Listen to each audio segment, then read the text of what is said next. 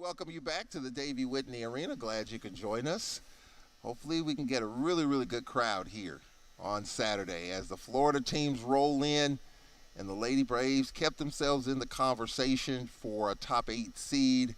And as Nate Kilbert alluded to over the last couple of weeks, he's been eyeing this Florida homestand as the pivotal point. We've let some games get away, and we probably have one more crack at it in terms of making a push for the top 8. And it starts on Saturday against Bethune-Cookman, a team with only 8 players on their roster. They've had some injuries, and Florida A&M comes in here on Monday. And then Jackson State, our 3 in a row at home, starts right now as the Lady Braves get set to take on Bethune-Cookman on Saturday. Big win for the Lady Braves on Monday, a win at Mississippi Valley, and we'll break down the Pine Bluff game as well. Glad you can join us. I'm Charles Edmond, our producers Cedric Tillman and Jamario Brooks on the Brave Sports Network. Coach Lisa Powell, ladies and gentlemen, joining us. Coach Powell, the last time she was here, really was a star, if you will. There was a lot of positive comments. She didn't want to do this thing, and she was nervous, shaking. I said, Coach, it's going to be okay. I'm sounding like Aaron Rodgers. Relax. It's going to be okay. And folks enjoyed you when you were here the last time. So you're back again, and we appreciate you coming on. Glad to be here, Charles. Glad to be here after a win. After a win. It's been tough. It's been a lot of talk on social media, how bad it's been the last several games, the turnovers, the mistakes, the bad quarters, the missed free throws. But we got to win.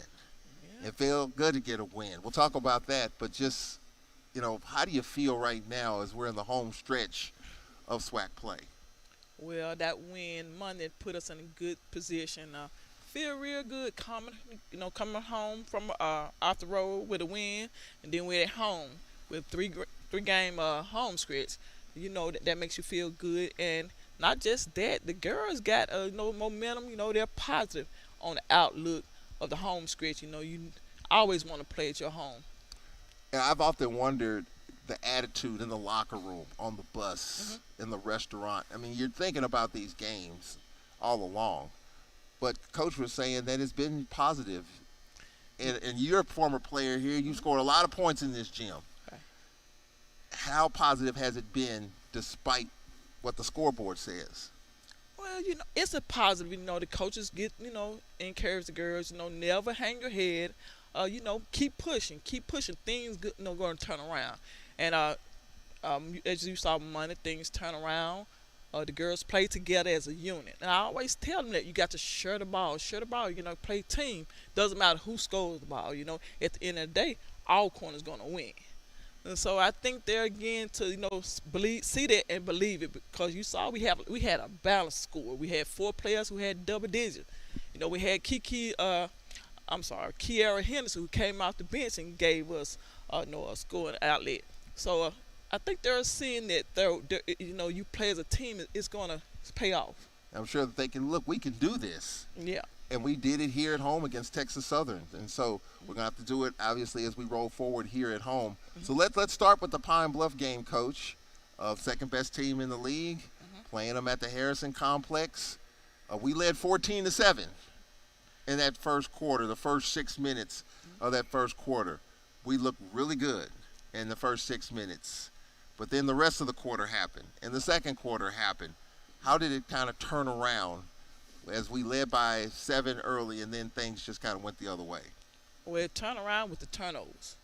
We had a lot of live ball turnovers in the open floor where they had the opportunity to score. And you have to take care of the ball because possessions count. You got to have the opportunity to score. And, our guards, I think that game we had 20-plus turnovers. You're not going to be able to win a game with those type of turnovers. And look, speaking of turnovers, I did the math, Coach. During this losing skid that we had against Bethune-Cookman our first time, 25 turnovers. Against Southern, 27 turnovers. Against Grambling, 20 turnovers. 25 turnovers in a recent game. And against UAPB, 25 turnovers. That's an average of about 23 turnovers a game. Right. No matter how good you are, whether you're at home or on the road, it's hard to overcome that many turnovers, especially even though defensively we're better, but offensively it's hard when Yeah. you're turning the ball over and giving away possessions. Yep, you give away possession, and you also giving the opponents an opportunity to score with those possessions. Take care of the ball. We did a good job of that at Valley. We took care of the ball. I think we wind up with only 13 turnovers. And so, we talk about that, taking care of the ball, getting the ball where it belongs. And I'm a big, I push them about sharing the ball. It's all about sharing the ball, giving the ball to the person who's open. Doesn't matter who shoots the ball, who scores. It's a matter of, the points on our side. We were up 14-7 against UAPB. We were down 17-16 at the end of the first quarter. Then we were outscored 26-11 in the second quarter. Talk about that second quarter. How tough was it? Because they were knocking down shots and we just couldn't get our footing in the second. Yeah, Charles, that's been the thing with us the whole season. That second quarter, it's been a nemesis to us. For some reason, that second quarter we can't get over that second quarter. And that game we had a lot of turnovers then that second quarter, and we dig ourselves in a hole. And it's hard, because as you see, we only have a limited amount of players on the bench, and so we're dependent on that first five. You want everybody to be helped, but you're mainly depending on that first five that's out there. And we definitely did that, with Cheatham with 15 points in the games, and Nia White with 11, Destiny Brown with 10. It was just that, just that one quarter, and I've been talking with Coach Kilbert about it. You can have three really good quarters. One bad quarter can cost you, and we've had some decent quarters in games during the losing streak, but the one bad quarter is the one everyone talks about, especially when you don't win the game. Right, and I looked at the stats, and that's the quarter we had the most turnovers. I think we only had like 4 or 5 in that first quarter, but we wind up having a 9 that second quarter. So our main thing is turnovers, making easy shots, and we're getting a little better on our free throws, but we need to start making a lot of those too.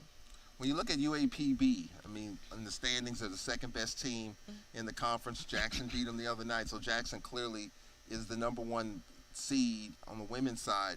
What was the challenge on the Scout in trying to beat UAPB? They're coming here, of course, in their last homestand of the year. Right. But when you look at UAPB, what was the challenge? Well, Charles, it's really no challenge because I think our first 5 match up real well with anybody in the conference. When we're playing together, when they're playing at their best and giving that best effort. So it's like I said, I think they should be doing a scout report on us, to be honest with you. Because look, we got a guard, we got a shooting guard, we got Cheatham who attacks the butt. We got Destiny Brown who's good in inside. So I think a lot of people are concerned about us on their scouting reports because for player to player, we match up real well. So when you talk about Cheatham, Coach, she is a top 7 performer on the boards, number 7 in the league on the backboards. Talk about how she's improved that aspect of her game. She's improved by effort, playing hard. She'll come and talk to the coaches on the sideline, asking. She's always asking what she needs to do to get better. And I just love the energy that she played with, like going, attacking those baskets. And and it shows in her rebound, but she's in double digits, right? Yeah. So, Cheatham is one of our go-to persons. And there's been some games in which she's had double-figure scoring as well, just that complimentary scoring. We know Zania White. We know Destiny Brown. We hope Tajane Wright gets going. It seems like she's maybe on track of knocking down more shots. Cheatham's the one that can, to me, seems like she can get a shot whenever. Yeah, she's a difference maker. It's hard to defend Cheatham because, like I say, she's going to go to that basket hard for a rebound, attacking the basket when it comes to scoring. So, yeah, she's a player to be reckoned with.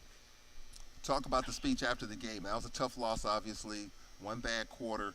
Is it these speeches after the game during that skid? Were they long speeches? Were they short speeches? What's your message to your team to try to keep them above water? Well, you talk about the standings. It's only 4 teams on our side that really has secured a spot. We're still there. I looked at the standings. Everybody from 5 to 8 has only won 5 or 4 games. We won 3. So we talk about that. We're still in that fight, and the only persons that's going to determine where we are is us. The coaching staff and the players. We have to motivate. We got to get them where they need to be to perform, so we can get to Birmingham. Well, it was a tough loss against UAPB, and now we fast forward to Mississippi Valley, a team 1-10. The only win they had, a big come-from-behind win at Texas Southern. So when you look at this Mississippi Valley team, coach, with Reed, McKnight, Douglas, Walker, and Durham, what was the challenge, with that team? I mean, you look at the record, just one win in conference, but what was the scary part about this Valley team when you saw them on film? They're number one. She's a solid scorer. McKnight. McKnight. We did a good job in defending her. She didn't get that many buckets. Our defensive effort was great that game, and we out rebounded. We turnovers. We had only 13 turnovers, and like I say, we had a solid effort from our top 4 players, with Kiki Henderson coming off the bench. She not only provided us with scoring, she provided us with rebounds too, because she's going to hit that board just as hard as Cheatham does. So that was a plus. We had 11 offensive rebounds, and there was one possession with about 3 minutes left where we had 3 offensive rebounds, and we were able to finish it off. I think Henderson finished it off to kind of give us the separation that we needed. I think we're up 65-59 at that point when she made that. And that was kind of the big play of the game. Valley just kept coming at us, coach, and we kept lifting their shooters alone. They're pretty good from beyond the arc. Oh, yes. Valley is a gritty team. Their record doesn't indicate the type of team that they have. They have some gritty players. Those players played to the end. And they gave their coach their best. But what I was proud of most is our girls stepping up to their intensity.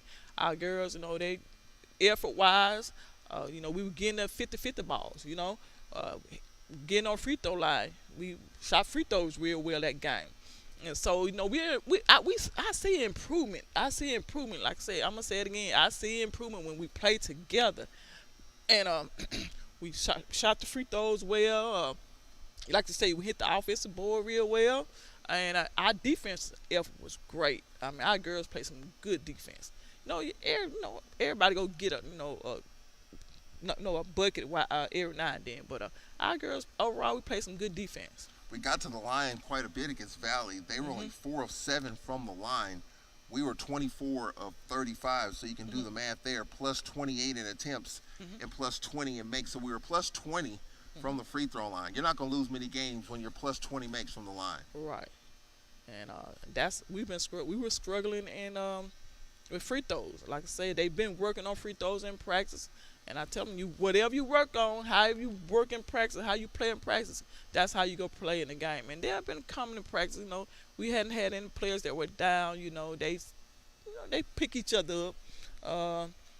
And I think they see the opportunity. They see the opportunity that we still got a chance to go to the SWAC tournament.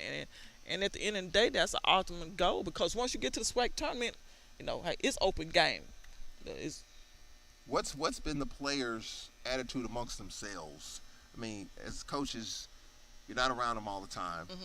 You can only say so much. You can only do so much. It's about circling the wagons amongst these players. What are you hearing? What's kind of been their body language and their attitude amongst each other? Here lately, they've been showing their team. They have team meetings. They talk.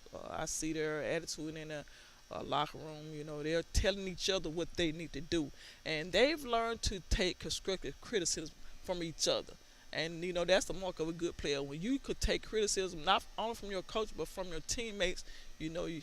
That's where you need to be. You're willing to listen and learn. Well, speaking of that, there has been some talk on social media about that, especially the last home game. Some people feel like coach is a little more critical, especially of Destiny Brown, and just the criticism. I mean, we're all frustrated, disappointed at where we are. Could be a lot better. We've kind of let some games slip away from us. There's a difference between you just being over the top and just being constructive with the criticism.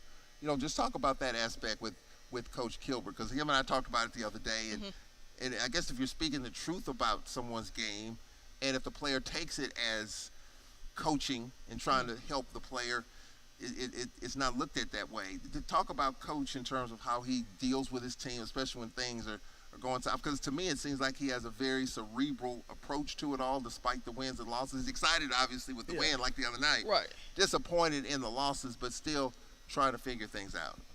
Well, Destin Brown is one of those players that we know that we need to win. And so it comes with the expectation from Destiny. She's not, she's preseason all swag. So your preseason all swag players, you're gonna expect the best from them, day in and day out. And so I think that's what Coach is expecting from her. He's expecting great things from Destiny, and I think she did that. I think she probably took that as a motivation because she came and played real well against Valley. She scored. She finished around the basket, got to the free throw line, and got some great rebounds for us. Well, Destiny had an all-conference performance against Valley. 17 points, 14 rebounds. Cheatham had 11 points, 15 rebounds, playing 65 miles from her hometown of Clarksdale. You got 4 players in double figures. Henderson, let's not underestimate Henderson's 15 points off the bench. How big has she been, Coach? Oh, when Kiki come in, she is a big plus to us. She comes in, if we're down, she gives us that energy, to pull us up when we're down. And she did that against Valley. She came in scoring and rebounding. She did a great job. I mean, hit some big baskets too to, get us that lead, get us that scratch that we needed. And Kiki is a valuable player, coming out the bench. And that shows you don't have to be a starter to be an impact on the team. You could be a great player coming off the bench. So, and she's one of those players. Speaking of coming off the bench, Kaylin Watkins had to go home to deal with her knee and get looked at by her medical folks in California. Talk about how she's been able to handle that against Valley. She had 4 points, and she's given it everything she has. Well, she must have got some good news when she came back from California because she's been playing some of her best ball, when she came back. Because you remember she came back, she had 21 points that first game when she got back. So, she's been, doing what she has to do to make us better. And every player, helps around this time of the year. It's that time. March Madness is coming, and the push for the SWAC tournament is coming. And it starts here on Saturday at 1 o'clock. Let's look at the opponent Saturday, Coach. The Lady Wildcats of Bethune-Cookman. We're shorthanded, so are they. 8 players. And when we went down there, their SID scratched off all the players that were not going to play, 5 of them. And I didn't realize how many they had at the time, but then when I counted them up, they've got 8, we've got 8. And I thought our 8 would be a little bit stronger, maybe a little bit more offense. But that's another game in which we had 20-plus turnovers. So what can we expect? What must we correct here at home against Bethune-Cookman the second go-round? Charles, you said the answer, turnovers. Because that game, we were actually leading by 4, and we got 2 crucial turnovers back-to-back, which they capitalized on. So we can't. If we take care of the ball, I know we would come out here with a win Saturday. And when you look at this Bethune-Cookman team, I mean, they've got some players that can get it done. Edwards and White. Edwards had White at 16 versus Texas Southern. And you talk about a team that's been close. I looked at it a little while ago. 5 in their 5 losses, they've lost by an average of about 4 points. They lost to Texas Southern by 1, Alabama A&M by 4, Alabama State by 3, Southern by 5, Grambling by 1. Despite being shorthanded, it's almost like the A&M team of 3 years ago, the COVID year, when they only had 7 or 8 players and they made a strong push.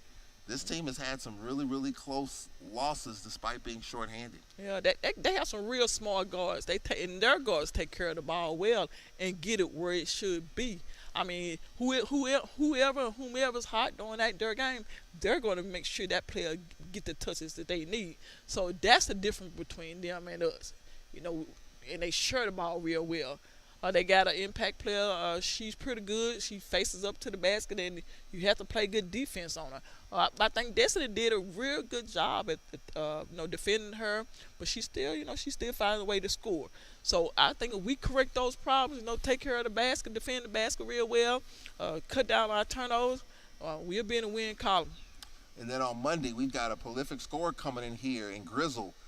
SWAT player of the week, averaging 29 points, 3 steals, 3 assists, averaging almost 20 a game, 19.7. And she had some big buckets. If you talk about a brutal loss, we led by 4 with 3 minutes left in the game and let it slip away. So talk about that game matchup coming here. I think we've got to get these 2 games here. I think we have a chance, especially the momentum coming off the Valley win. But talk about what it's going to take to slow down Grizzle in this Lady Rattler ball club. Playing the same defense with the intensity we played at Valley, stopping their key players. Like you said, we were in the game. We had that game with, 2 minutes or less in that game, and one of the players hit a big 3. And couple of big threes. Yeah, a couple of big threes, right. So we're going to push up on those players, and we have to be able to identify those players, their scores, and stop them, not give them an opportunity to score. Once we identify their scores, I think we'll do a pretty good job because, like I said, our defense effort hasn't been the problem. It's been the turnovers. Turnovers at times, missed free throws, and just the unforced, not only the turnovers, but just the unforced turnovers. Definitely have to clean that up. Coach, you talked about the standings. If we can look at the standings on the women's side, I mean, you got Jackson State. They're 11-0. Grambling and UAPB, obviously 8-3. There's a tie there for second place. Southern University 7-4. FAMU 6-5, and right now we're 3-8. We're 2 games out of the 8th seed, and right now there's a tie for 6 between Bethune-Cookman, Alabama A&M, and Prairie View at 5 and 6, and then here we are at 3-8. So let's take a look at that, Coach. There's still an opportunity, and yes, I'm being optimistic. I'm being hopeful, but there's a pathway. It may be a narrow pathway, but there's a pathway forward. If we can get it done, we got Prairie View coming up, we got Bethune-Cookman coming up, so there's an opportunity there to get into the top 8 if we can, continue a winning streak here these next 2 games. Coach Kilbert talked about it for the last 2 weeks. He has circled this Florida homestand as a critical opportunity, maybe the last shot for us to make the top 8. Yeah, but we got to take one game at a time, Charles. We got to focus on Bethune-Cookman, making an impact and getting that win. And then Monday coming here, when Florida A&M coming, we got to do the same thing. But take one game at a time, correct our mistakes, finish around the basket because, we've been missing a lot of little chippies, game points that we could increase our lead. So I think if our girls focus on that, focus on taking care of the home court floor, I think we'll be right in there, that going to Birmingham. We talk about the road trips. The road has been tough. You've had it on the men's side where a bunch of road teams are winning. The challenge of playing on the road. How have the Lady Braves handled that situation and just trying to stay focused on the road? I think Coach Bussey talks about playing on the road because you kind of have your hands on your team the whole time. You set the itineraries, the film. You have more control on the road. Just talk about how the Lady Braves have handled that. Well, our record indicates that we haven't been handling it real well, but I think that, they kind of handled it okay. But the only problem is we haven't been coming out with the outcome that we wanted. And here again, turnovers. Turnovers been the problem that we've had that we need to overcome to get where we want to be. And we take care of the ball, even on the road trips, we'll come out, with a win. Bethune-Cookman, Florida A&M, those 2 games that we should have won on the road. Yeah. But I think we're going to correct that problem. This win against Valley, that's a momentum booster. Our kids, they see that they can win. If you start, you lose too much, you go have that losing mentality, and that win got us where we need to be. And so hopefully we could build on that win, and their confidence is coming in. And they came into practice. I think they're ready. They're ready to defend their home court. We'll find out on Saturday at 1 o'clock as the Lady Braves take on Bethune-Cookman and Florida A&M 3 in a row at home. Jackson State after that right here. So 3 in a row at home starts on Saturday, and let's see if the Lady Braves can win their 2nd in a row. Coach Lisa Powell pinch hitting for head coach Nate Kilbert. Another good job, Coach. Thank you. We'll talk to you on Saturday. All right. That'll do it for the Nate Kilbert program. Lisa Powell pinch hitting for Nate Kilbert. We appreciate that. Andre Payne pinch hitting for Landon Bussey. We appreciate Andre Payne doing the same. We'll talk to you on Saturday right here at the Whitney Arena. I'll be in Houston on Friday for Braves Baseball, 11 a.m. Braves Baseball opening up against Southern at Minute Maid Park. I'll talk to you then. For our producers, Cedric Tillman, Jamario Brooks, I'm Charles Edmond. Glad you can join us. Be safe. So long.